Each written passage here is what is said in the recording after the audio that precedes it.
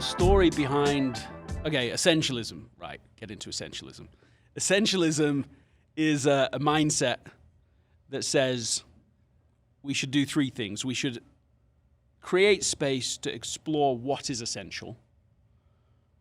We should use that clarity to discern what is not essential so that we can start to eliminate it from our life. And then we need to create systems that make it easier to actually execute what matters most. Essentialism is exploring what matters, eliminating what doesn't, and executing on the things that really are essential. The story behind that, how do I get there? I mean, there's lots of stories, lots of narratives, but one that in hindsight was important was I got an email from a colleague at the time, said Friday between 1 and 2 would be a very bad time for your wife to have a baby because I need you to be at this client meeting. And I'm sure they were joking, and it's just a throwaway comment. But as it turns out, I'm in the hospital with my wife, Anna, with our daughter. She's just been born just hours before. It's Friday morning. And instead of feeling really focused in the moment of, well, this is clearly the most important thing that's going to happen today, I'm feeling torn. I've got my laptop out. I'm distracted. I'm trying to, how do you keep everybody happy? How do you juggle all the different demands? And so to my shame, I go to the meeting, and even afterwards, I remember my colleague saying, look, the client will respect you for the choice you just made to be here. And I didn't see that respect in their faces. But even if they had, it is clear in hindsight that I made a fool's bargain, that I violated something more important for something less important. And what I learned from that lesson was simple and important, which is if you don't prioritize your life, someone else will.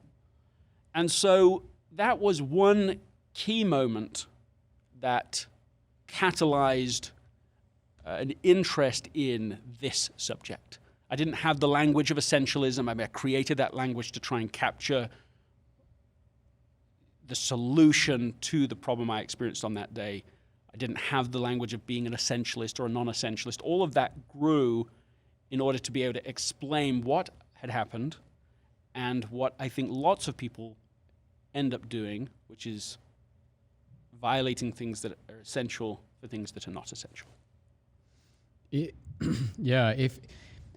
I'm interested to know if that same bargain happened in maybe some less major impactful life event, do you think it would have latched on to you as much as it did, to the point where you would have explored it the way that you did?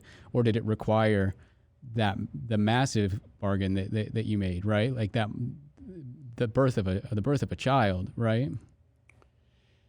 Yes, I think that our biggest mistakes are our biggest opportunities for learning, and they tend to keep our attention for longer. And so, in some ways, that fool's bargain I made has turned out to be, in one sense, quite a good bargain. For sure. Because there was learning. Right. And actually, I'm frank to say, it didn't happen like the day after. It wasn't like I was like, okay, that's it, I'm a changed man. Yeah. It was really in hindsight. And even in fact, as I recall the real story, it was later when I was telling someone about the story and I saw their physical reaction that I was like, this is crazy.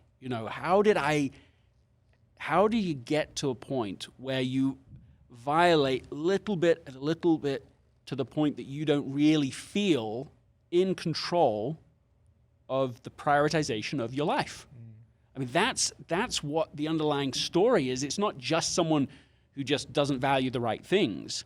It's that, well, I did value certain things. Exactly. And in fact, I did value my family, but somehow over a little course, over a journey, small violation here, small violation there, at the margin making, it's just easier to just say yes to this. It's just easier to not deal with the conflict, to not have the conversation, to not push back. You find yourself off course in a key moment. Yeah. Just to clarify, so why were you telling the story to the person? because you hadn't learned the lesson, right? They helped you learn the lesson by their reaction. Were you just telling them because it was? No, I was telling them. I was telling them because I had by that point become aware of having shifted, of having given up a certain degree of control. And I think I was sharing the story in the sense of like, can you believe that I let this happen? Can you believe that this is what happened? And them being sort of shocked by it helped to identify it for me as like, that wasn't just, that wasn't just off or wrong. That's like, that's like a way off moment. And it's a wake up call moment. But I think it did help having them react. So I'm definitely interested. I want to jump into this, but not yet. But I want to talk about the moment in time, which you talk about in the book a little bit, the moment in time of choice for humans, right? But I also, before we get into that, I do want to ask about, I'm very passionate about storytelling, and a lot of people want to learn how to tell a story. A lot of people, are interested in that, right? And what I find is that, you can't, it's really difficult to tell a personal story unless you've actually processed the failures that you've gone through, right? Because they're an absolutely crucial and critical part of that story.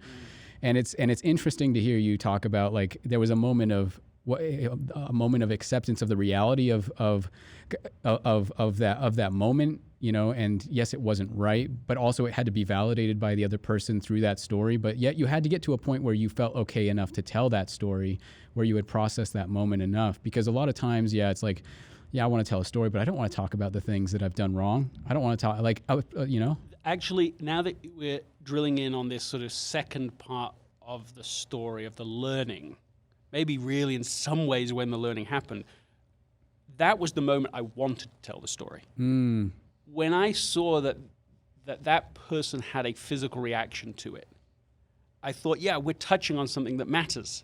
They get it. Yes, they're getting it for me, but they're still living through my story, and they're feeling sort of the shock of that moment. And as someone who wants to teach, wants to bring something useful forward, what I am constantly scanning for is what's relevant to somebody else. Not just what I'm interested in. I'm interested in hundreds of things that don't have the power of relevancy for other people. So that was a key moment, both for my own learning, but also at this sort of meta level. Someone else got this moment. And so that was certainly the point at which I knew this story is going to make it into anything I write next, because I could tell the light went on.